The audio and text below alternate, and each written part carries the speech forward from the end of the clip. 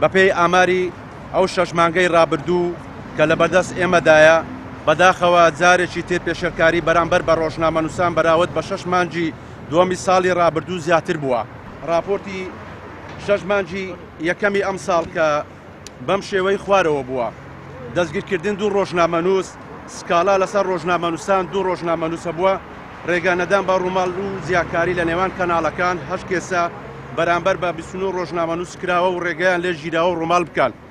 شکاندنی کەلوپەلی ڕۆژنامەنووس و دەست بە سەداگرتنی 10 کێس بۆ و بەرامبەر بە 21 ڕۆژنامەنووس ئەنجام درراوە. هێرشی و سوکایەتی و 9 کێس بووە بەرامبەر بە 14 ڕۆژنامەنووس ئەنجام درراوە. داخستنی نووسینگە و کەناڵ 1 کێس بووە. کۆی پێشەلکاریەکان بەرامبەر بە ڕۆژنامەنووسان 71 پێشەلکاری بەرامبەر 140 ڕۆژنامەنووس ئەنجام دراوە کە بەم شێوەی خوارەوە بووە. لە شاری دوهۆک زۆترین پێشەلکاری بەرامبەر بە ڕۆژنامەنووسان کراوە کە 28 پێشەلکاری بووە.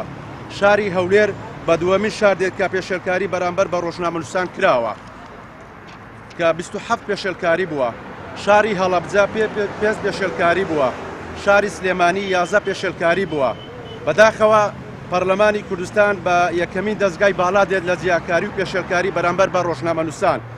پەرلەمانی کوردستان خۆی یاسای ژمارە 35 ساڵی 2007 تایبەت بەکاری ڕۆژنامەنووسی لە کوردستان دەرکردووە، هەرخۆشی پێشێلی یاسایەکە دەکات.